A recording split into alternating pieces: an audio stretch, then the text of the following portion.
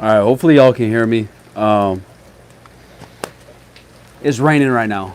It's a little bit cold out here. It's a little bit loud, but rain or shine, I want to do what I do, which is hop on here and talk to you guys. So today's topic is going to be how I'm growing a new Instagram account in 2022.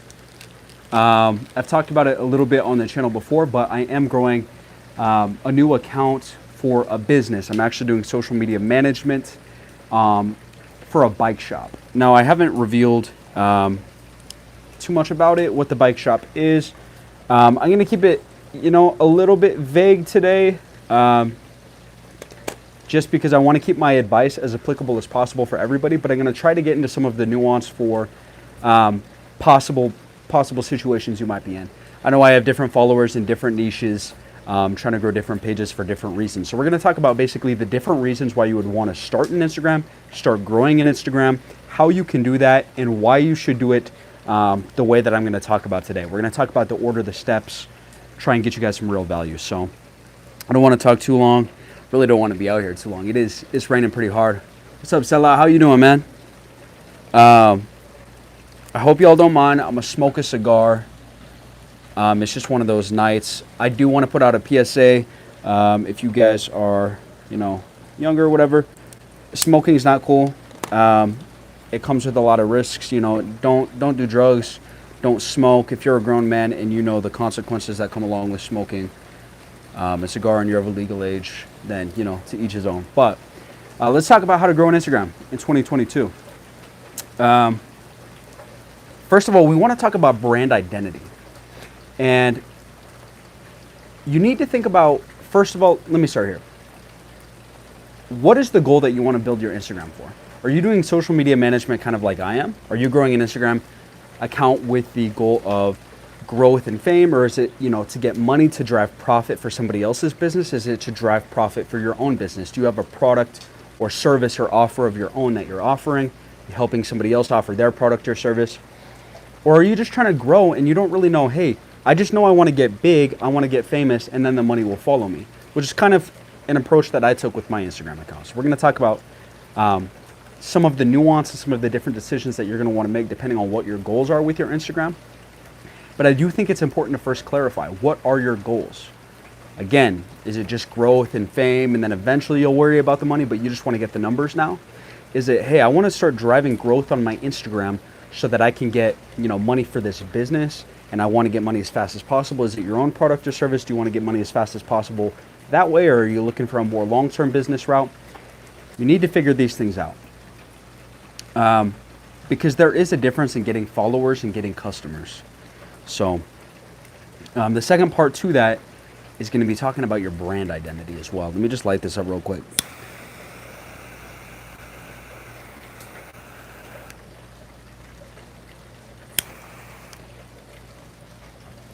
Okay. I'm just going to say, you don't know what, the sweetness of rain smells like until you've lived in the country. It's just a little bit different. But it smells so good out here right now. So, brand identity. Once you kind of figure out what are your goals with your Instagram, or at least you have some sort of direction or idea, you need to figure out what your brand identity is. And your brand identity is composed of a bunch of different things. But your brand identity, first let's think about, who is your target market? What is your page going to talk about? Are you talking with your page? Are you trying to talk about, hey, this is a gym page. We're talking about how to get in front of, we're talking about how to do different lifts. We're talking about, is it a gym page from the aspect of comedy? We're just trying to be as funny as possible with our gym content. What is your page talking about, and who are you talking to? That's the first thing that you need to figure out when you're trying to build your brand identity. You're trying to make your brand into something. You're trying to make your account into something. Is who am I selling or talking to, and what are we talking about on here?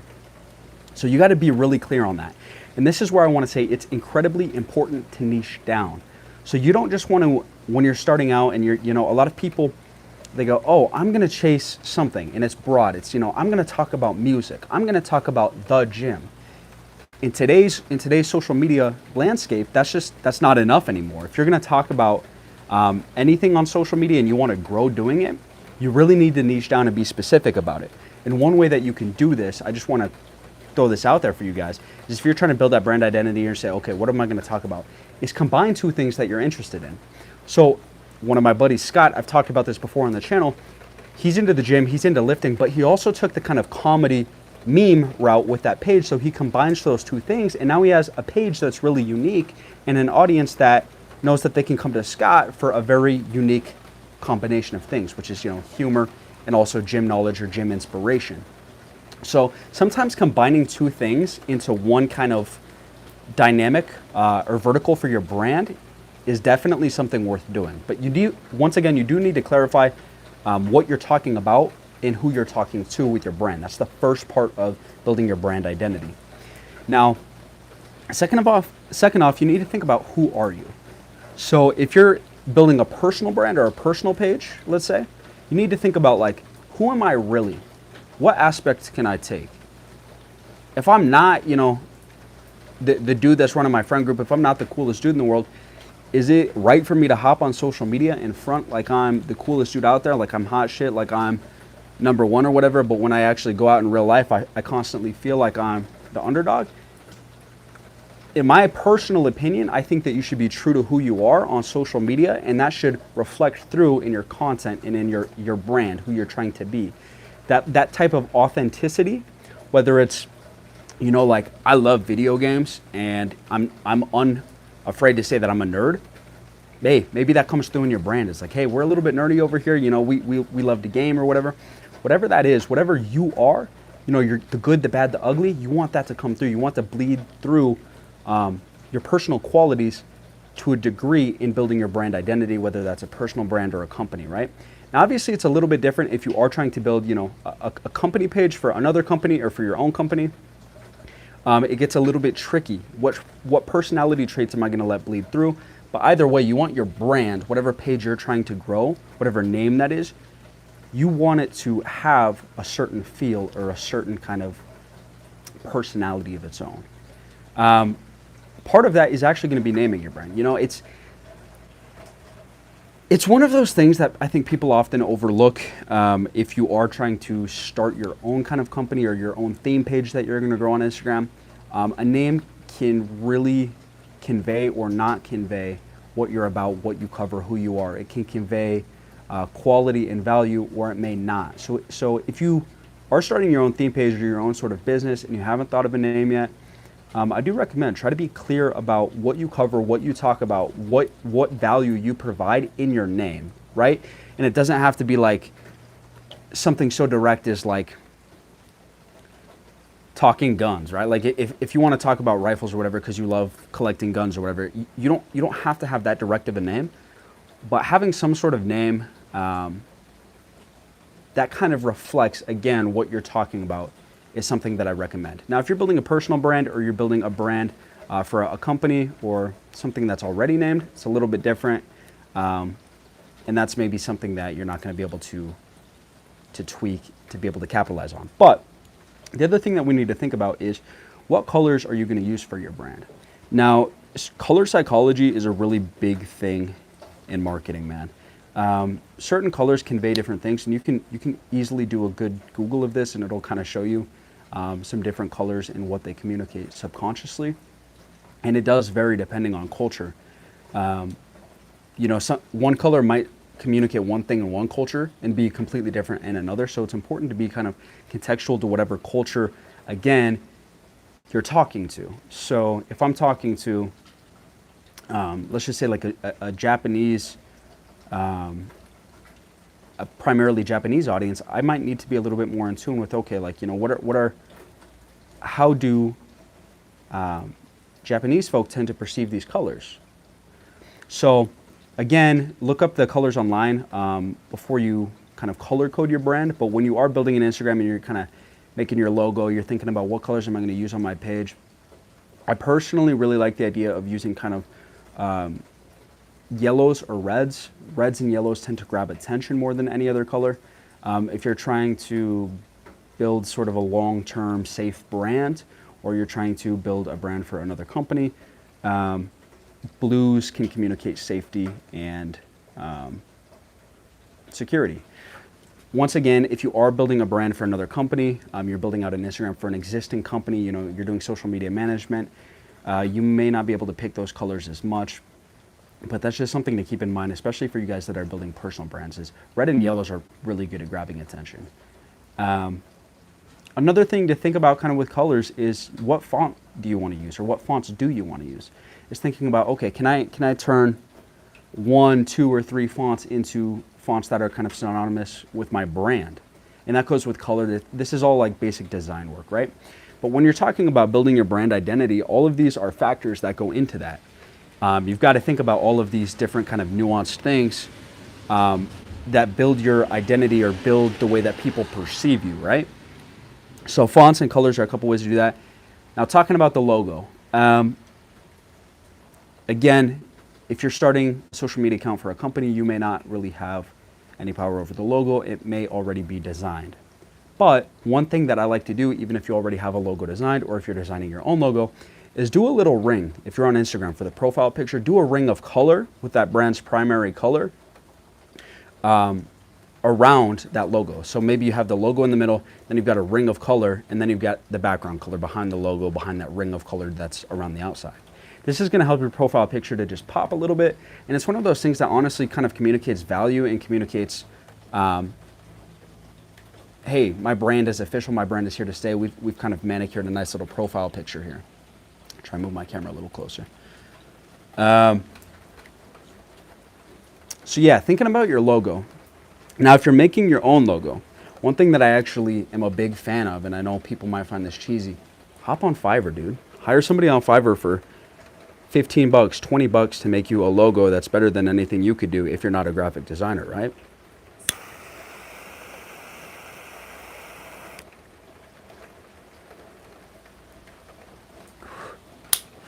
It's, excuse me. It's one of those things, in my opinion, that can be worth hiring out, is the creation of a logo, because a logo really is like one of those first steps in communicating, hey, my brand has money behind it, my brand has value, my brand is here to stay, or maybe my brand doesn't have all of that behind it. My brand is new, I don't know what I'm doing here. Your logo is one of those big communicators of value and of quality of your brand, your product, your service, whatever it is that you're trying to push, which goes back to your goal, right?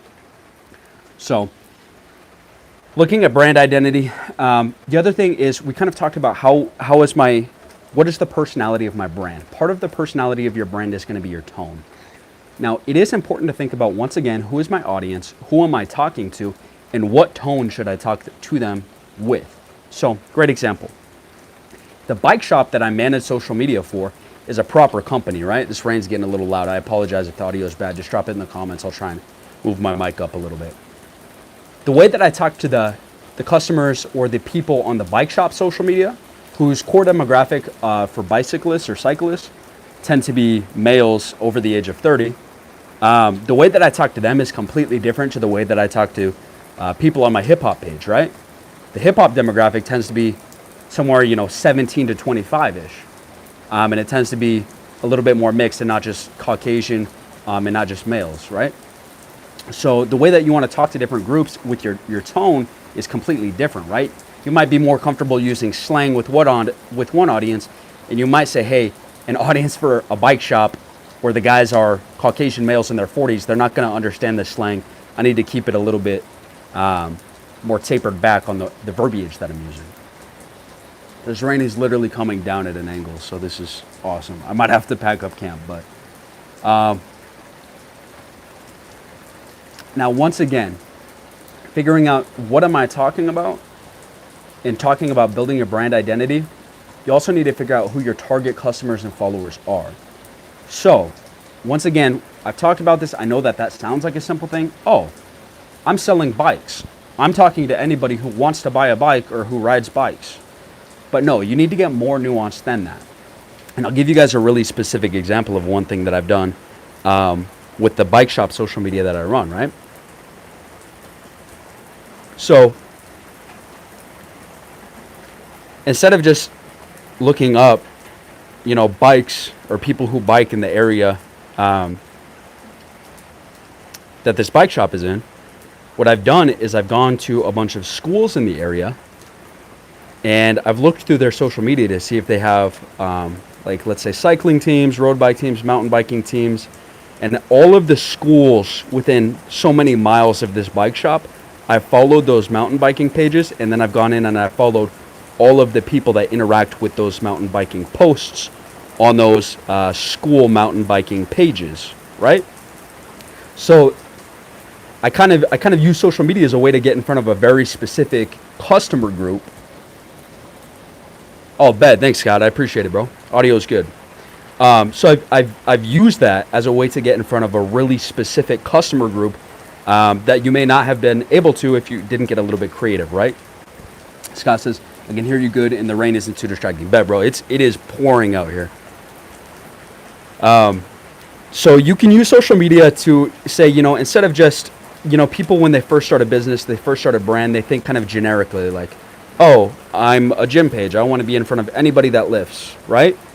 Well, no, you want to get a little bit more specific than that, right? So if you're Scott and you have a page where you talk about gym stuff, but it's more from an inspirational aspect than the kind of nerdy, like numbers crunching, diet crunching aspect, you're talking more inspiration and more humor, and it's more of a lifestyle page, then you want to figure out, how do I get in front of people that follow gym content more for the lifestyle, for the memes, for the jokes, as opposed to they follow gym content religiously to learn minor tweaks that they can make to their macros, their diets, and all of that, right? So there are these micro distinctions in audience that are going to make big differences down the road.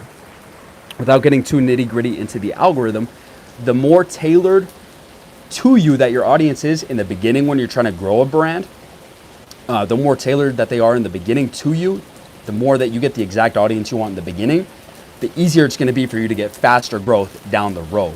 So kind of think of it as, look, I'm passing up some people now, but if I stay true to getting the exact customers or the exact followers that I want now, it's going to be easy for me to get the right followers down the road, and easier for me to grow faster down the road with those right followers.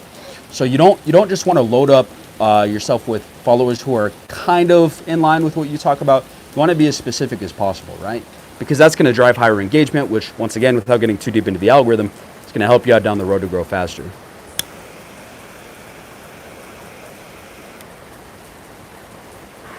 These little torch lighters, clutch. Anyways.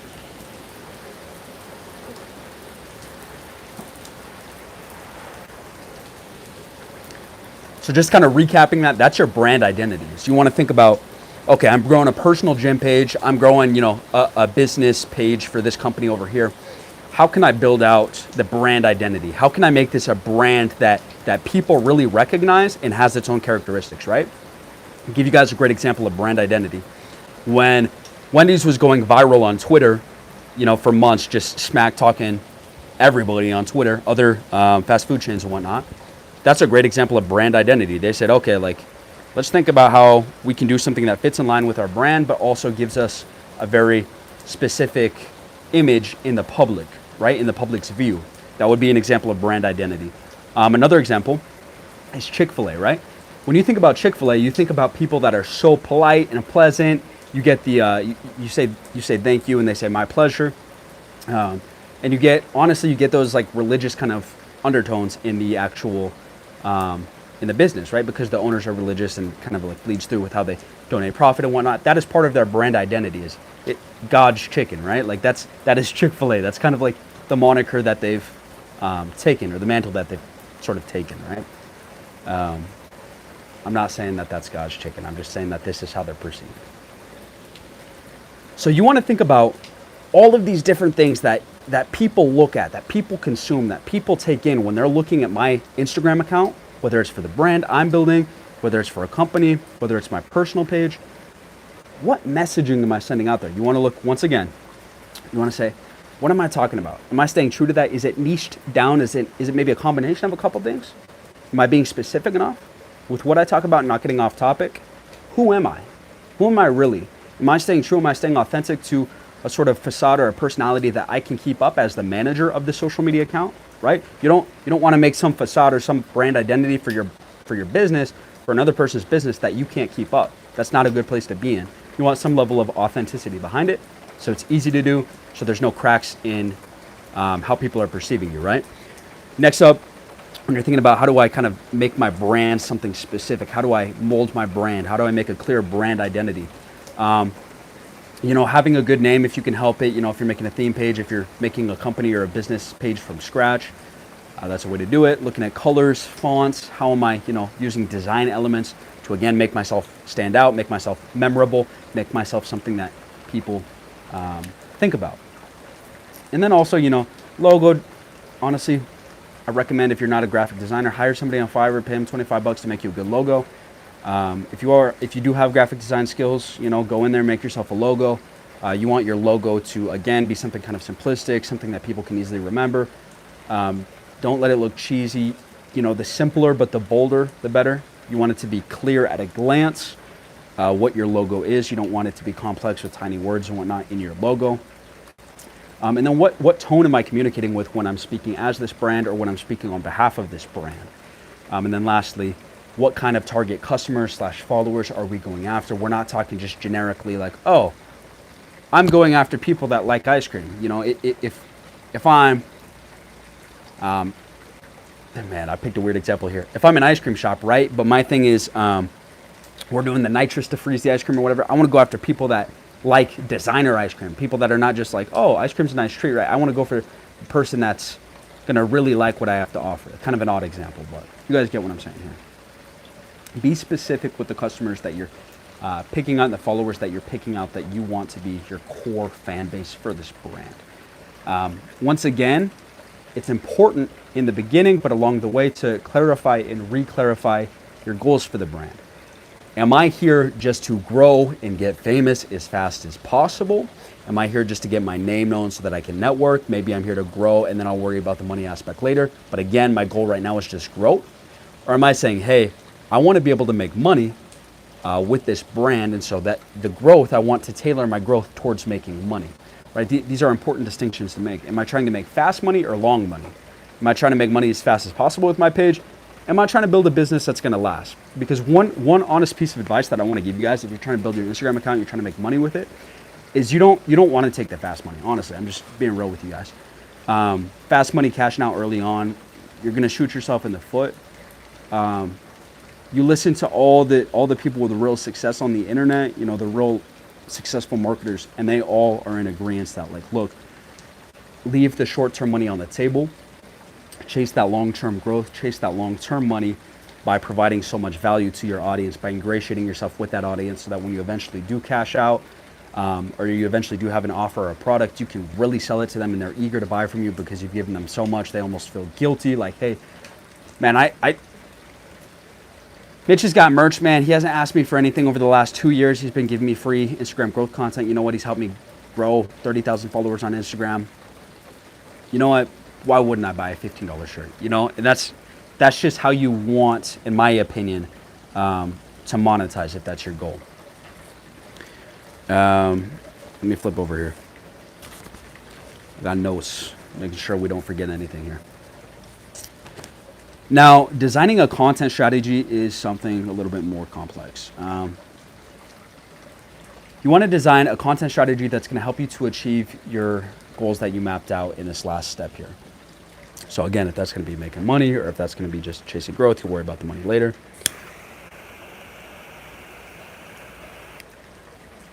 Whenever I'm on stream or on live, I always forget to keep it alive. Anyways. So, if your goal is I want to grow as fast as possible, I'm not worried about the money right now. We'll worry about building a business behind this brand later on. I'm building a theme page. I want to grow it as fast as possible, which is something that I did. I'm growing my personal brand. It's important to me to have a thicker personal brand than it is to make money right now. I'll worry about money and possibly monetizing my personal brand later. And you're all in on growth, then I'm just going to be frank with you guys. Part of your content strategy should be a heavy focus on reels and carousels. Reels and carousels we've talked about it so many times, everyone talks about it. Reels and carousels get outsized returns for fast Instagram growth. You're going to get the most reach with reels. Carousels are the second most. Carousels, build a little bit more trust maybe than a reel does, because a reel is just such a snap, quick video. Carousels tend to be a little bit more intimate, and you keep scrolling. It's more of a, again, a more intimate, longer process that's really going to build that trust or build deeper relationships. But those two are definitely something that you should focus on if you're just trying to get this fast growth, right? Now, if you want to make money, let's say once again you're managing an Instagram account. You started it, or you're trying to grow it for your boss, right? You're a social media manager. You want to post content that builds trust, builds relationships, and sells benefits. Okay? So you're going to want to build trust, build relationships, and sell benefits of your offer to your followers. What do I mean by that? Selling benefits. Let's start there, because I think you guys get the idea of content that builds trust, and we'll go into that a little bit deeper in a second. Selling benefits. I'll give you the example of a bike shop because it's something that I know a little bit better, right? A benefit of biking is not, hey, buy this bike. It's a good bike. It can go fast. This bike will require you to pedal less because it's light. Those are not really benefits, right? When you're talking about selling benefits of a product or a service because you want to monetize your Instagram, you want to monetize the product behind it, even if it's your own personal product, you want to think about, okay, what is this really going to do for a person's life? Hey, cycling regularly can reduce your risk of heart disease by half, right? By half, by 50%. That is a benefit. You are saying, hey man, you're going to have less medical issues more than likely if you start biking regularly. I'm not selling the product, I'm selling a benefit of the product. You see what I'm saying? I'm building benefits behind a lifestyle change with my product. Do you see what I'm saying? So, and yes, that is a real stat, by the way, according to Google. According to something I read on Google. I'm going to talk about heart disease and then smoke a cigar. I'm doing great, guys.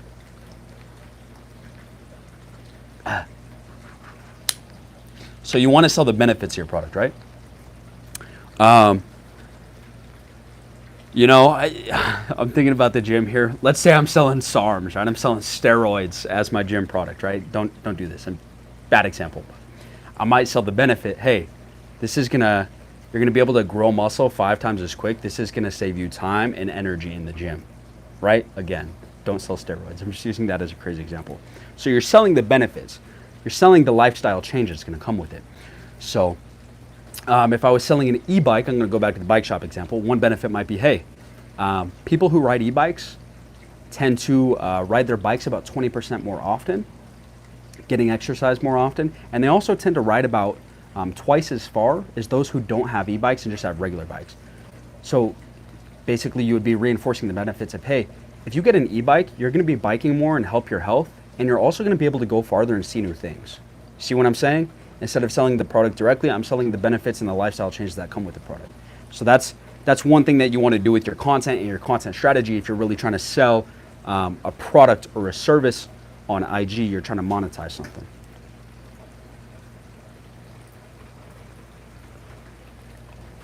Any claims made today are not evaluated by any government entity or the FDA. Don't sue me, all right?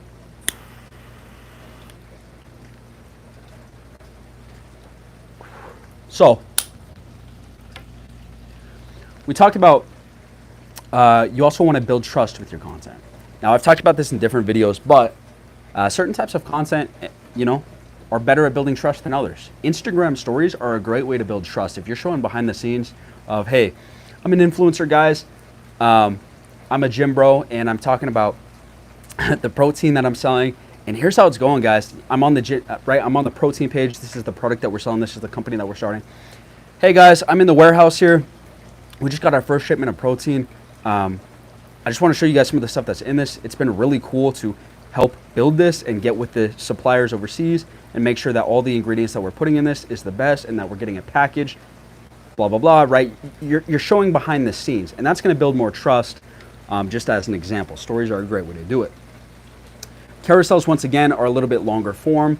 You can get more intimate. You can convey bigger thoughts and ideas with the carousel. So carousels can also have a little bit more value in trying to build that trust, which trust is ultimately going to help you build rapport with customers and get more sales in the long run. So monetizing an Instagram, those are two things that you want to throw into your content strategy.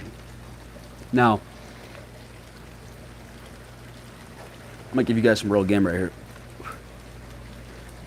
With the bike shop that I run, with the Instagram that I run for the bike shop, since my goal is to monetize this bike shop for my boss, right? Or my goal is to help my boss sell more bikes, right? You know how the feed is laid out on Instagram. You've got 3 posts in each row. So you've got a total of, what would that be? 3 columns, right? 3 posts, keeps going. That's the feed. Or that's your personal pages feed.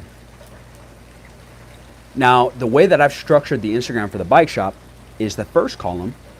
I talk about biking news, cycling history, different things going on in the world of cycling, bikes, changes, right? I talk about news, that kind of stuff. And this is to basically help bring in the people with an interest in bicycles and specifically the type of bikes that we sell. Don't want to get too in depth with it, but. So first what I'm doing is I'm throwing out the line and saying, hey, here's some information about bikes and what's going on in the world of bikes. If you guys want to follow just for that information, we post it of those 3 posts for each column, or for those 3 columns, every third one is a post about biking news, cycling history, that kind of thing. So if you're a biking enthusiast, you're going to find value in that first column.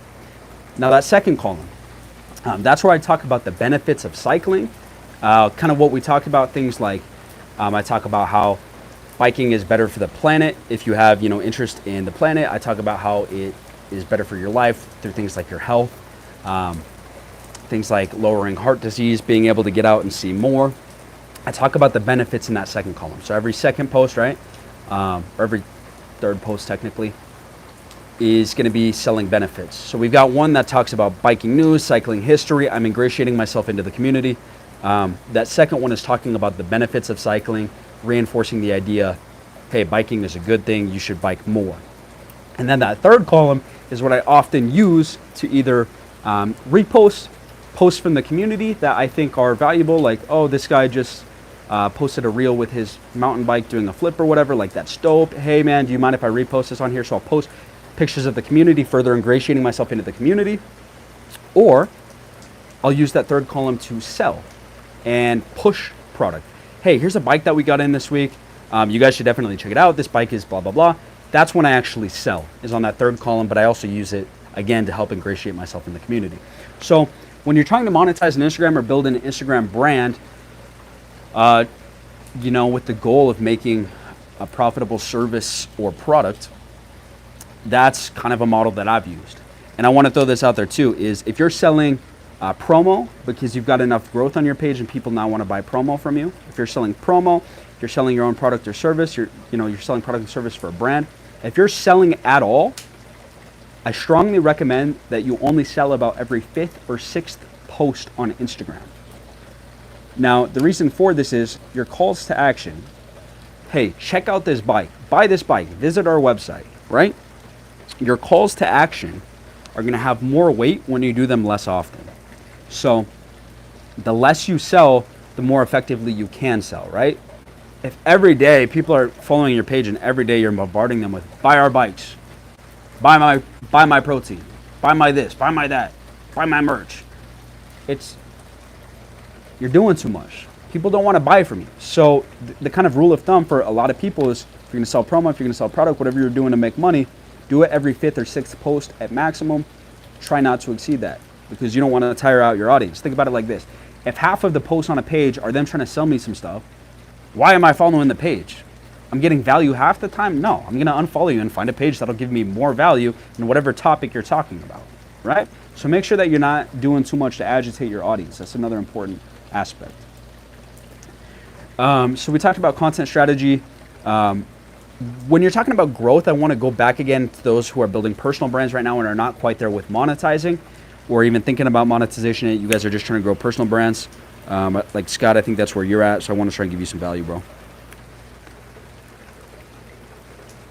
So if you're still at that growth aspect or that growth spot, obviously post reels, carousels, we talked about that. Those are just outsized returns, right? What you also want to do is you want to build relationships with your followers. So This is something where there's a little bit of overlap with monetizing and just purely focusing on growth. Building relationships with your followers is how you're going to build real fans that push your business, push your brand, push your name further out there for more people. And especially if you're focused on growth, plain and simple, once you get to a certain point on Instagram, about 3,000 followers, more engagement equals more growth in the algorithm, right? The bigger percentage of your followers that engage with your content, the further your content will go, more people will see it, more followers you'll get. So to bust that down, more engagement equals more followers. So if you build better relationships with your followers, so they really mess with your brand. Dude, this guy is so funny. I love this guy. He DMs me back when I DM him. Every time I comment, he's liking my comments. He's getting back to me with any questions I have. I just really resonate with his content. It feels like it was made specifically for me. Like I feel like we would be best friends in real life. If people are feeling this way, you're gonna build those relationships to where they're gonna engage with your content more. When they engage with your content more, it shows up on their feed more. When it shows up on their feed more, they're gonna like it more. It's basically an upward spiral that's gonna get you bigger and faster growth. So that's one little hack to think about. Is building relationships is gonna help you boost that engagement and help you boost that growth. Now, can't even read my own notes here. Jeepers creepers. Just want to make sure I'm not forgetting anything.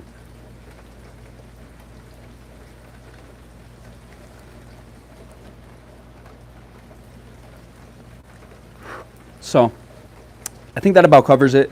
Designing a content strategy. The things that you want to think about are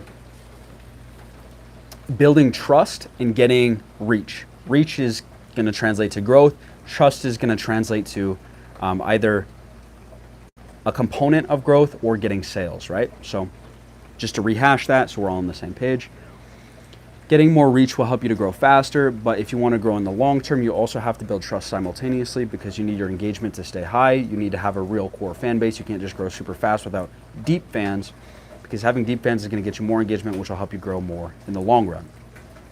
So you need to build trust either way. But trust is integral or is incredibly important in being able to sell. So you want to focus a little bit more on that trust dynamic than getting that reach if you're trying to sell. So honestly, if you're trying to sell, reels may not be as important for you as for somebody who's trying to grow, right? You might throw more reels into your mix if you're just trying to grow as fast as possible than somebody who wants to build real relationships that will pay them or help them get sales, help them build a brand.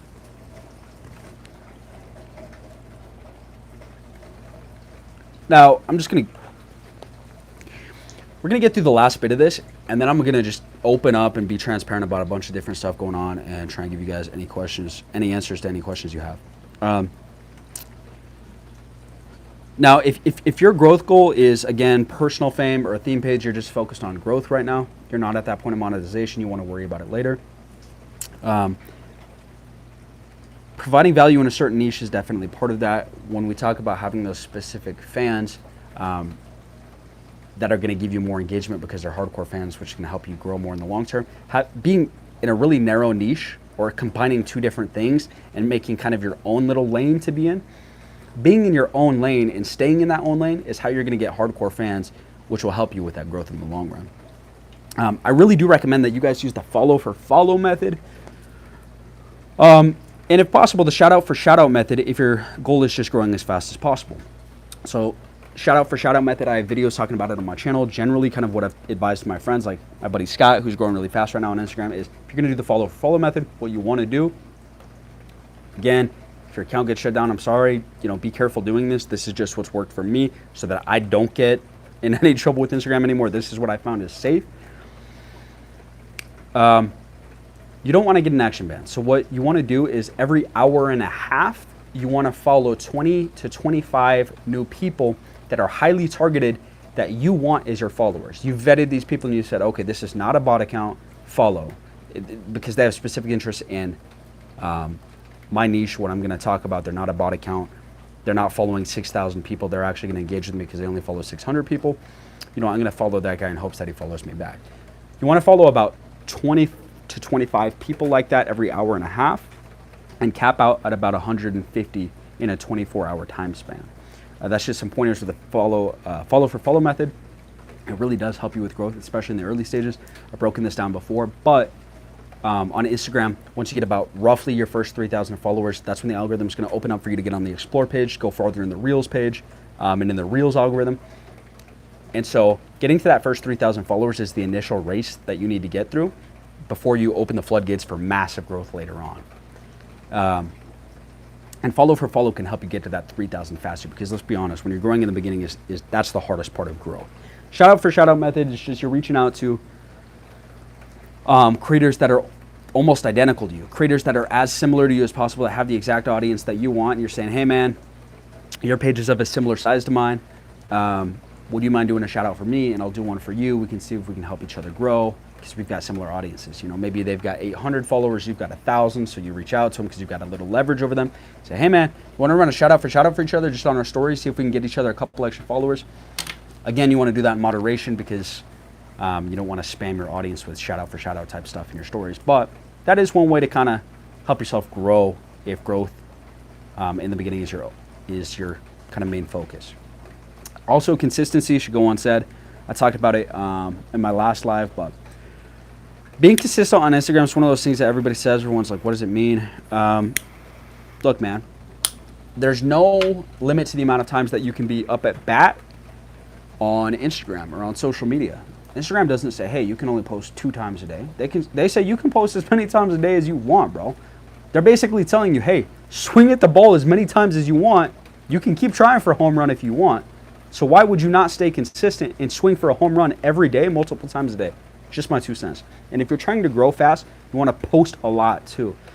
Reposting can help you with this. If you can't afford to make all of your own content, you don't have the time or the money. Don't be lazy though. But yeah, repost if you get permission, make your own content. Posting as many times per day and posting as many days as possible in a row is going to help you to get more growth. Just being consistent. Taking more swings at bat, right?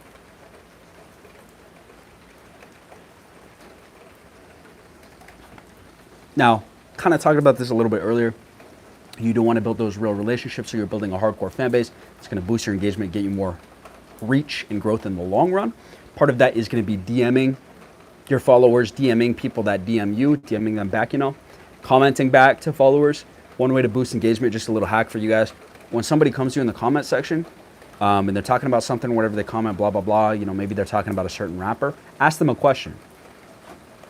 You know, maybe they're commenting on a Playboy Cardi reel you posted. They go, like, Cardi's the best in the game. And then go like, next to Cardi, who you think is the best? Uzi, question mark, right? Like ingratiate yourself in this community, get more engagement, and build relationships with these people. He said, I didn't see you were streaming tonight. I'm usually always here. Carson, what up, bro? How you doing?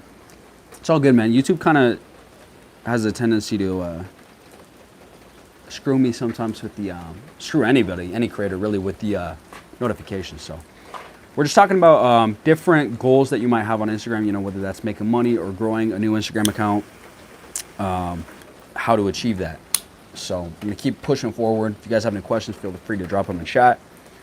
If your goal is to make money, right? You're like me, you're promoting a brand as a social media manager. Maybe you've got your own company. Maybe you're selling, you know, protein because you've built up your own gym brand. Now, if you've got a money goal with one of your pages, you want to focus again on content that builds trust. Regardless of what type of content it is, trust is paramount in being able to sell something. People need to feel like they really know what they're getting, that this is not some scummy brand, and that it's going to be worth it, that there's real value in it. So building trust is something that's much easier said than done, but typically being as transparent as possible and providing as much value as possible to people is how you're going to build trust. So, you know, maybe if you're a protein brand, you talk about,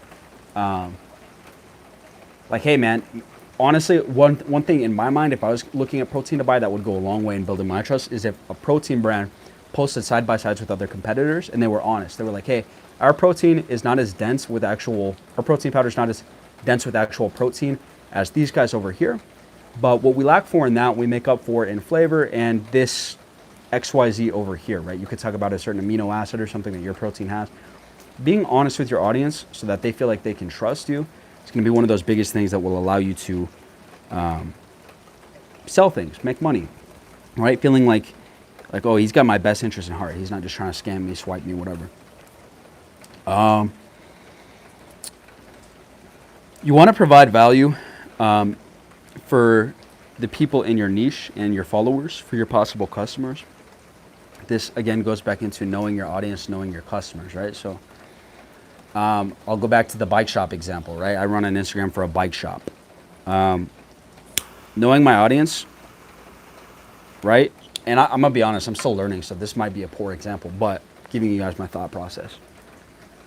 If I'm really into cycling and I bike every day and I love it and I'm following all these different bike forums online or I'm following all these different bike theme pages, biking is something that I really care about.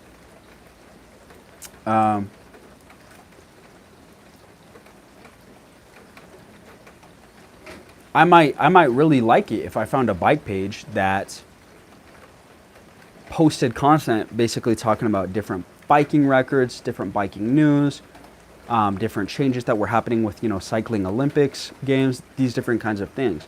So figuring out what kind of value does my audience want and how can I provide that, right?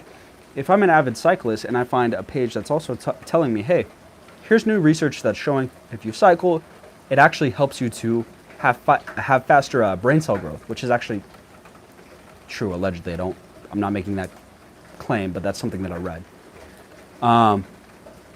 That might be something that interests me to actually follow this brand. So knowing your customers and knowing what matters to them and how can I talk about that? How can I provide value to them with the things that matter? That's going to help you to, again, build that trust, which is going to help you to sell something if you're trying to monetize your brand or monetize a product, right?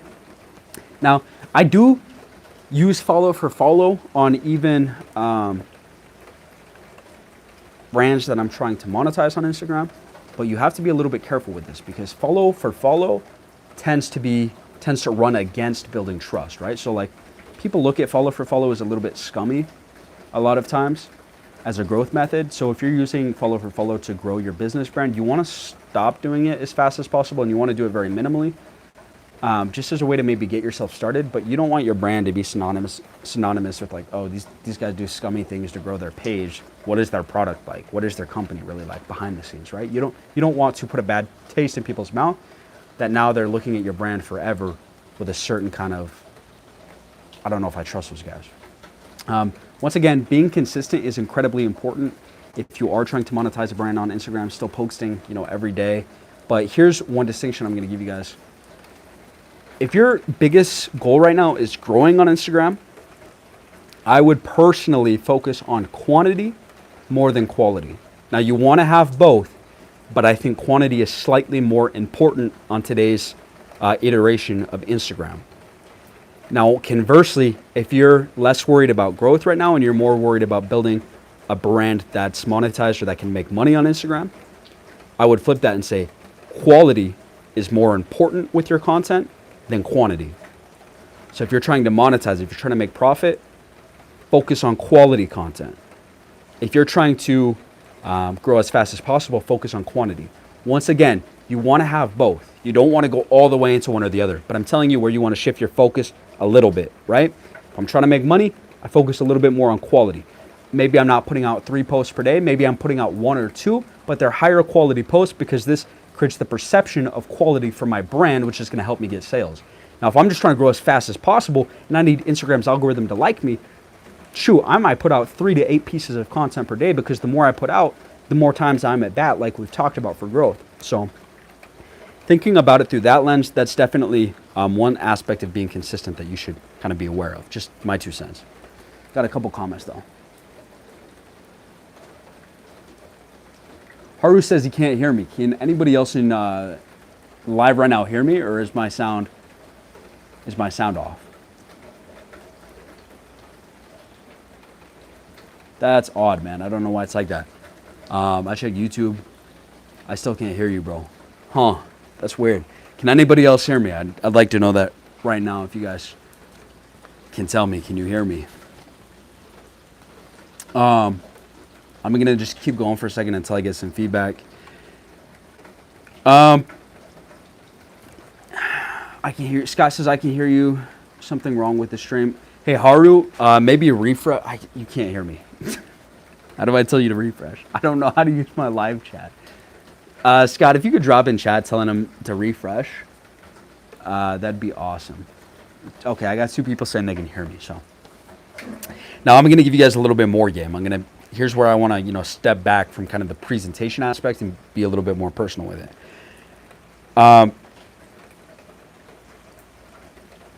In my personal opinion, if I had to do everything over again, what I did with my theme page, with my wrap page, is I went all the way in on growth. I didn't worry about money. I said, you know what, the money's going to come.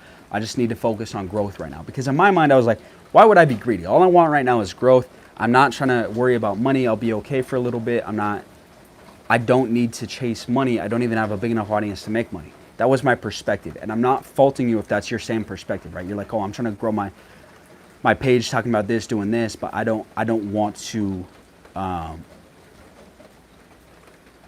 worry about the whole business aspect. Growing it takes enough time out of my day. I'm making all this content. Why am I going to go worry about a product and service and all the back end stuff over there? I totally get it. I actually think if I had to do it over again, that I would definitely have I would try to take more of a business focus. And I'm not saying, I want to clarify, I'm not saying that you need to build up a full business and have a full business ready the day that you start trying to grow on Instagram or by the time you have 2,000 followers. I'm not saying that.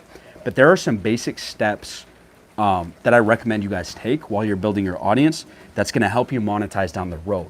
So instead of going all the way into the growth camp, I think you should still have business in the back of your mind. It's like, hey, if I'm going through all this heartache building an audience, let me just have some assurances that it's going to be worth something one day and try and do a couple things that'll help me make money later on. One thing I wish I would have done is collected information from my audience earlier. And not in like some creepy Google way where I'm trying to know everything about you, but give you a great example. With my YouTube channel now, I've started collecting emails. I say, hey, like I made this 47-page ebook talking about all my Instagram growth hacks that got me to 30,000.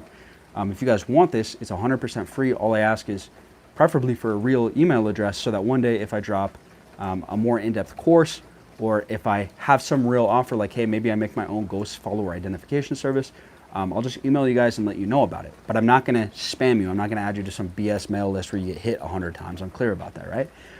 But now I have information that, okay, when I have my product and service ready that I'm really proud about, when I have something that I think is valuable enough to tell you guys about, I now have the emails that I can get directly to you and tell you about it.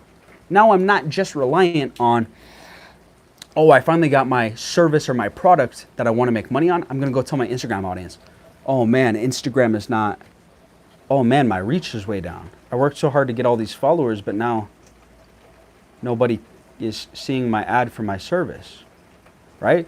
And even if you have like great reach, one post might only get you in front of 20%, 40% of your audience, right? So, and even then, some of your audience might have moved on. But if you had a email list that you were building in the background with your audience, or you had some sort of contact, maybe it was a Discord that you're building with your audience.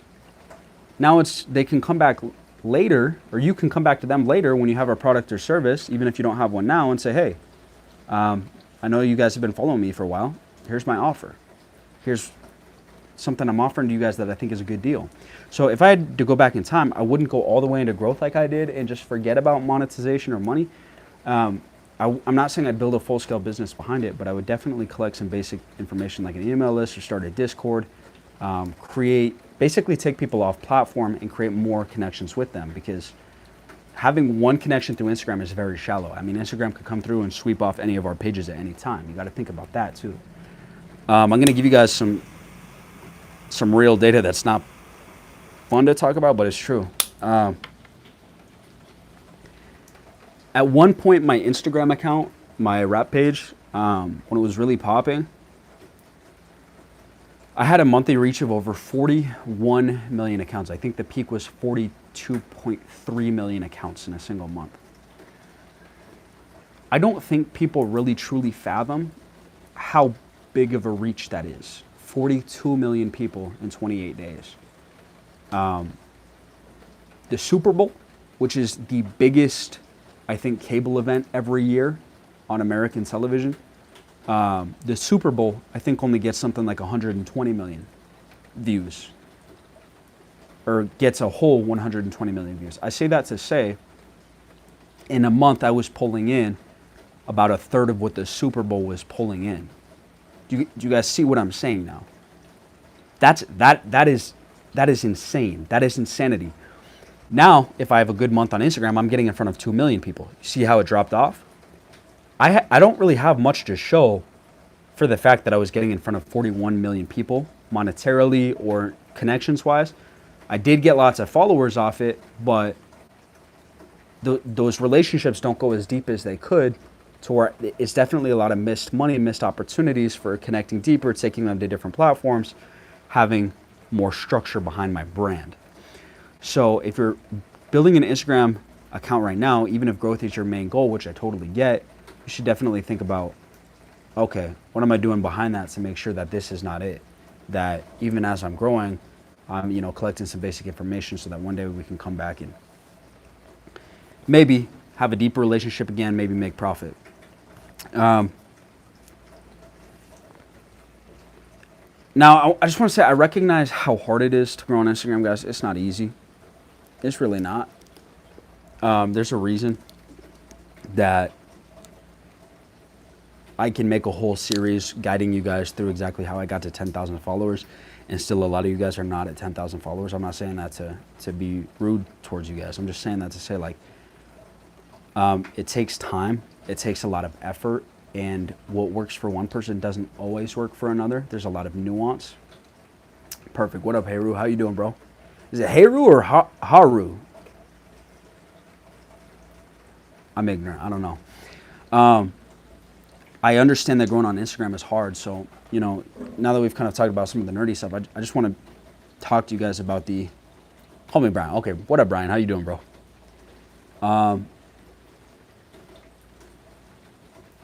Real talk with Instagram, it's not as easy as people like to say it is. I make videos trying to break it down and simplify it for you guys, but I know that it's not a super easy process. I'm good, bro. It's raining out here. It's a little bit chilly, but I'm smoking a cigar and talking to you guys, so it's definitely a good night. But I heard a saying the other day about social media, and it kind of struck me, and I hope it strikes you guys. Is the best time to start was yesterday, or was maybe months ago, but the next best time to start is today. If you guys are like, man, I took a break off my Instagram, I haven't got started yet because my last few accounts I've tried to grow have gone nowhere. Maybe it's like I tried to grow my account, but now it's just on autopilot. I'm not seriously trying to grow it anymore. I just post, once a month or whatever, once every 2 weeks. Now is a great time to get started. And I'm not saying that because it's easier to grow now than it was in 2018. But realistically, it's probably only going to get more difficult with time. We've talked about it before. We've talked about before the actual kind of supply and demand and supply side of Instagram, right? So the amount of new users coming to the platform is increasing slower than the amount of new content on the platform, right? So over time, it's only going to get more difficult to pop off on Instagram. So really, realistically, at this point, if you're watching this live today, the best time for you to start and take this seriously is today. It's more than likely only going to be more difficult in the future, right? I'm not saying you missed out either, because there's going to be a lot of millionaires that make it on Instagram in this decade, this year, the next 5 years, and their kids, their grandkids are going to look at them and say, like, I'm happy my grandpa, my grandma, I'm happy that they stuck with it, that they had the foresight that, like, to take advantage of the social media stuff before it was even more saturated, because it's only going to get more saturated with time. It's only going to get more competitive. Yes, sir. So there's going to be a lot of millionaires. And in my mind, I think about this all the time. I don't ever want my grandkids to look at me and look at missed opportunity. Like, absolute love and respect to my parents. But when I heard stories growing up from my parents and other parents about, like, man, I thought about investing in Amazon I almost invested in it back when it was $1 a share, $12 a share. Now it's $2,000. It's like, well, thinking about it didn't do very much, did it? Taking action is what does something. So I think about that frequently. I think about, like, when I have kids, like, do I want my son to look at me one day and be like, Dad, you tried growing your Instagram, you tried growing your YouTube, and you started to see something. and you gave up. What are you doing? Now it's only harder than it was back then. You missed your opportunity. Do I want my kid to look at me and be like, my dad worked his ass off. My dad made sure that if there was an opportunity still on social media, he was going to get it for our family. You know, and that's the mindset that I try to take with it is there's no day better than today, right? It's only going to get more difficult as time goes on. And how do I want my next of kin, my kids, my grandkids to perceive my life decisions? You know, that's things I think about. Another thing is I think sometimes in the first world, right? Like we tend to think about what's not going right or what's not working in our favor. Like, man, I wish I would have got started on Instagram back in 2018 when it was easier to grow. I wish I would have started with Reels back when Reels first started. Now I'm making them and they're not going as far as they used to. But your starting point is where somebody else would dream of starting at. You know, like there are I'm not even going to say like kids in Africa without food that would love to have our problems. I'm not even going to go there. I'm just going to say that there are people who you know, if you've got 500 followers on your Instagram, you've got 1,000 followers, and you're like, man, I'm not where I want to be.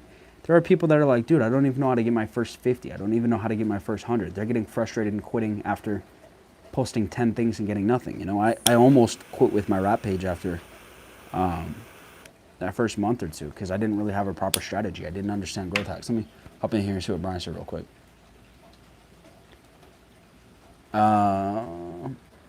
Damn, or Netflix or Tesla or Bitcoin. When they were cheap to buy, 100%. One of the, this is something my kids are going to look back at my life decisions and be frustrated with me. Somebody was telling me to buy Bitcoin and gave me very detailed arguments that I didn't understand back in probably 2014.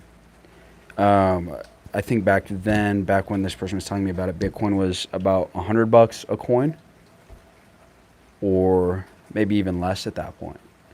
Now we all know Bitcoin is at 20,000, but just a few months ago it was at like 80,000. So, actually, really like real talk. When I get a job here soon, you know, I'm putting in for a bunch of different places, trying to make sure that I can make good money doing what I do. Bitcoin will be one of my first purchases, and I know people don't love Bitcoin, but I do believe in the technology unless quantum computing comes around. This is not financial advice. Don't invest based off of what I'm saying. I'm just sharing personally what I'm going to do. So, dude, I swear I just lit this.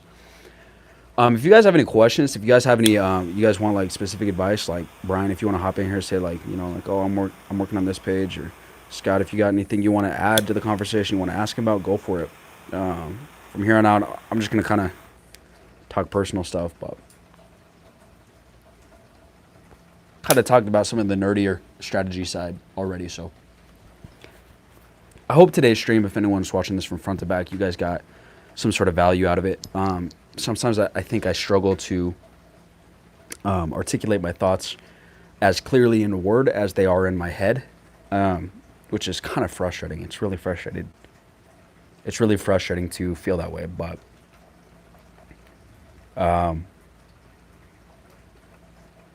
you know, with Instagram, social media at all comes in waves. Sticking with it, not giving up, putting in work. I struggle too, bro. You're not alone. Yeah, 100%. I appreciate that, man. I'm just going to talk to you guys. I'm sure a lot of people have questions about where I'm at with my Instagram right now. My main page that I've grown and talked about on the channel, which is my rap page. I'm coming to terms with the fact that, and this might be premature, but I'm kind of coming to terms with the fact that I might not be able to manage this account for much longer or for forever. Give me one sec, Scott. I'm coming to terms with the fact that I may not be able to manage this account forever, just because hip-hop is something that's constantly changing and evolving, and my head is just not in hip-hop news and in that kind of celebrity gossip culture anymore like it used to be. I don't have the same level of passion or care that I used to for that kind of thing. And I know that that's going to translate in a lot of missed opportunities. as far as content being created or posted, right? Like I used to care about that a lot, but the more I started hustling and just like learning stuff, the more I'm just like, it doesn't do it for me as much anymore. That's not my escape. That's not my fun time anymore. I still do like rap music a lot. Like I'm not completely like tone deaf to the culture and where things are at, but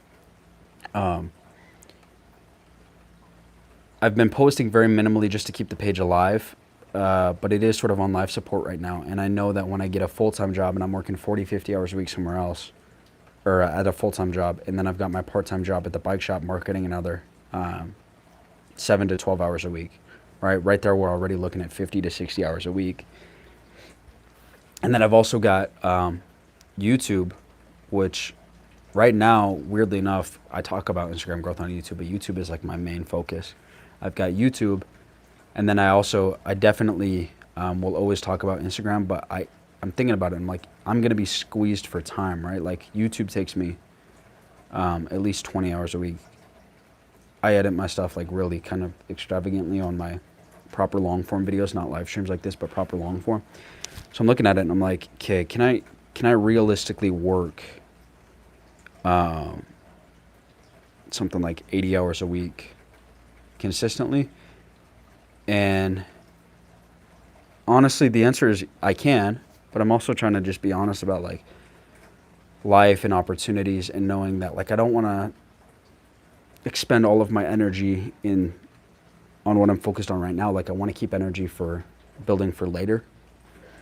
I can't get too specific here with my personal life or whatever, but I can put that amount of time in. I don't think that that'll benefit me as much as having at least some time for other things.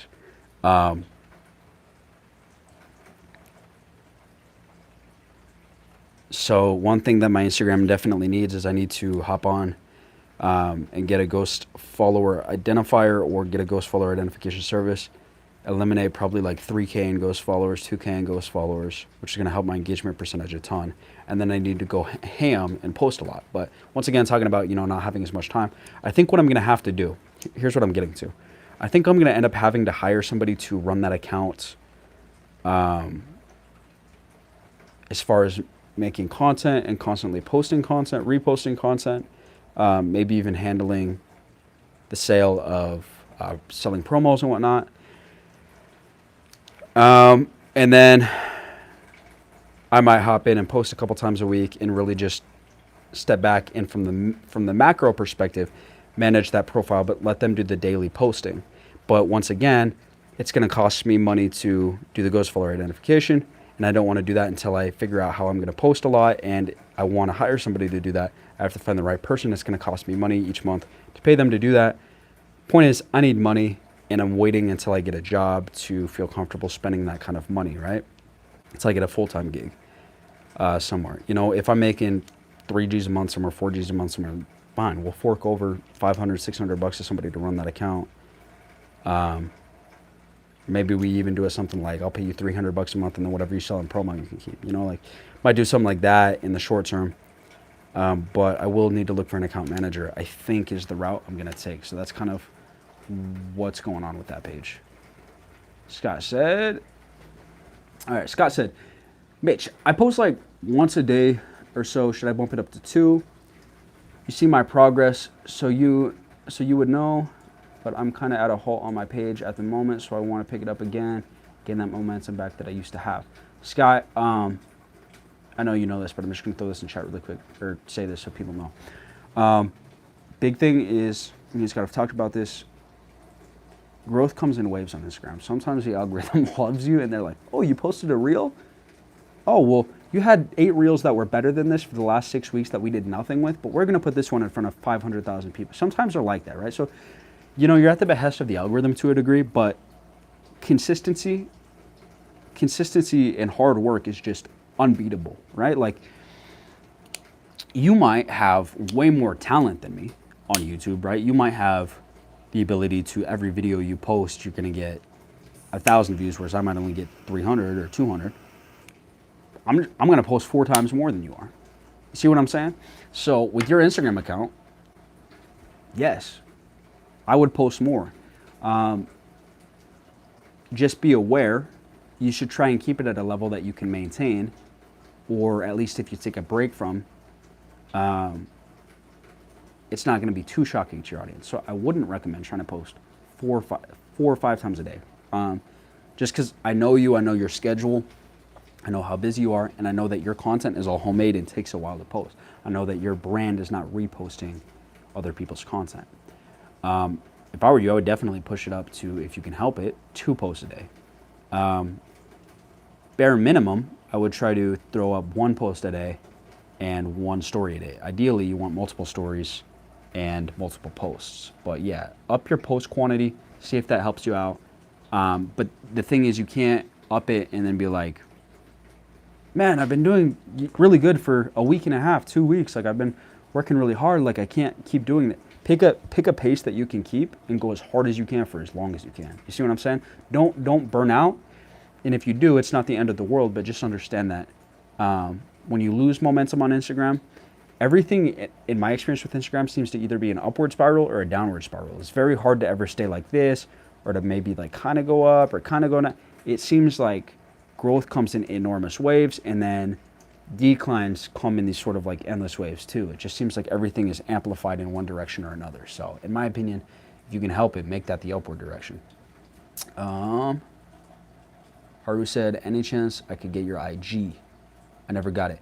Yeah, bro. So, sorry, Brian. I'm saying Haru still, dude. I'm losing it.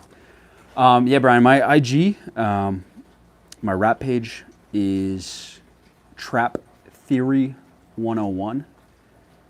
That's Trap Theory 101, just all one word. And I've got 34,000 followers, and I just talk about hip-hop news. I posted twice today. One was, I'm going to be honest, I've been a little bit lazy on it lately for the reasons that we talked about. But I have put a ton of work into that page. I mean, I think I've got something like 2,000 posts or 1,600 posts on that page. Like, I've gone hard on there. I just need to keep going hard and quit being a little, you know what. Oh, Scott put it in there. Cool. Thanks, man.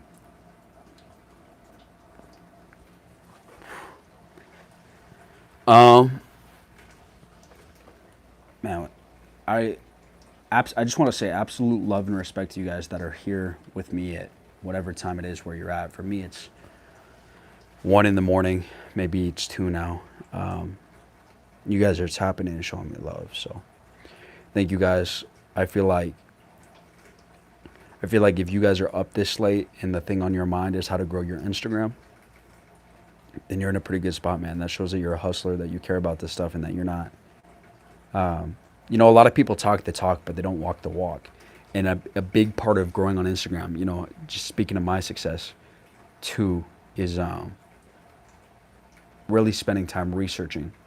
You know, I tell my subs this all the time. Don't just watch me, guys. Like, I try to only speak to things that I know or that have worked for me, but that's the thing is I'm still a human. I don't know everything, and I don't have all the experiences that there are to have in the world, right? So always, if you guys have time, check out other creators. I really recommend Hey Dominic on YouTube. He's great for IG growth, tips and tricks and hacks, that kind of thing, strategies. But yeah, I mean, research and being a good student is really like one of the most important things if you're serious about growing your Instagram account, trying to grow your brand on IG, trying to get more followers, trying to get more customers potentially. Is you gotta stay a student.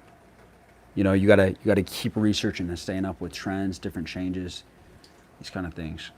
We got some stuff in chat. Hold up. It's 12:42 for me. Brian, if you don't mind me asking, where you at, bro? You out west, like Cali or something? Scott says, thanks, Dad. I'll post more. I've got the content for now. I just need to stay at it. Yeah, bro. 100%. I'm going to say it again for anybody who wasn't in here earlier. You guys need to hear this. Just my opinion. Consistency is the number one way to grow on Instagram. People always say that, and it sounds so BS. It just sounds like some feel-good. Like, stay consistent. You'll get growth. Like, it just feels like that generic thing that every freaking guru says. But I'm telling you guys, truly being consistent, being relentless with your content, being relentless with how many days in a row you're going to post on any social media platform, that will get you growth eventually. It's just a matter of when. So, by example, Or as an example, the way that I like to look at it is like, batting. Instagram doesn't limit the amount of times you can post per day. They're going to let you go up the bat as many times as you want. It's up to you if you're going to hit a home run, because even if you're really bad at bat, you have infinite opportunities to eventually hit that home run. So why would you stop swinging?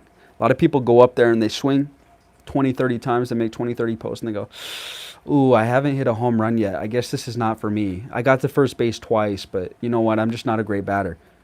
How are you going to get good at it if you don't keep swinging? You see what I'm saying? So stay consistent. You're going to learn by doing that. You're going to learn more. And also, maybe by sheer luck, you do hit a home run. You're in the right place in the right time. California, Riverside. Oh, dude, no way. I was out in Riverside a couple months ago. That's cool. I think it was Riverside, kind of by Disneyland, right? Scott says, Mitch, I'm going to gladly fall asleep to your beautiful voice. Scott, you're cute, dude. I might have to come over there and kiss you. I'm just playing. I love you though, Scott. Thank you for tapping in, man. Thank you for all you guys for tapping in. I think I might head out in just a second if you guys got any. Yeah, bro. Yeah, I was there recently. Went to Disneyland for the first time in my life a couple months ago. Disneyland is kind of, to be honest, man, like, let me just say, if you guys got any questions, throw them in chat. I'm going to dip out in a second. I'm going to continue my story about Disneyland. As an artist, bro, like, walking in there and just seeing the level of intricacy, detail, well thought out, just everything.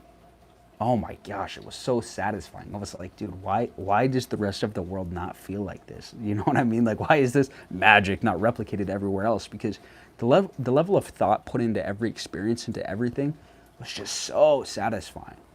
I'm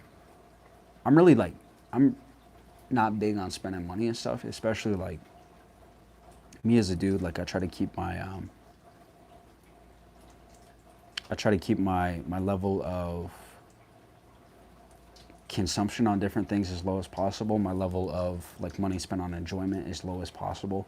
Like, really right now, the only two things that I spend money on that are for me is sometimes I eat better.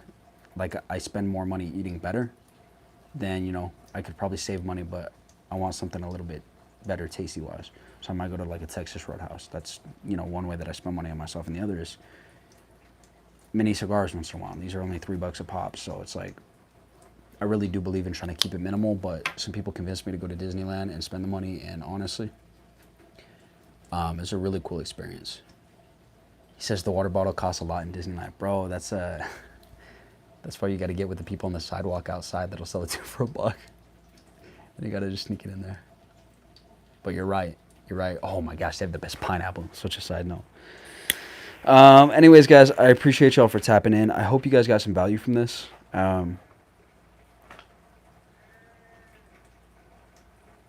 What? Bro, I straight up just heard a cow. Dude, is that thing getting mutilated? Yo, I live in Utah, so, like, Skinwalker Ranch and shit. No, I'm just playing. You heard that too? That's crazy, dude. It's going ham out there. Man, maybe Skinwalker got a cow. I might have to go inside. I'm just playing. Whatever that is, God bless that cow. I hope he's all right. I'm going to peace out. Thank you guys so much for tapping in. If you guys, need anything at all, if you guys have any questions that you forget right now at the end of this video, but you think about in the future, you can always come to my channel. On any one of my videos, you can ask the question in the comments. I try to be diligent about getting back to my comments as fast as possible. So I really do love you guys. Thank you guys for tapping in. Thanks, Brian. Thanks, Scott. Thanks to everybody who came through. I love y'all. I love you guys. Have a good night. Peace out, guys.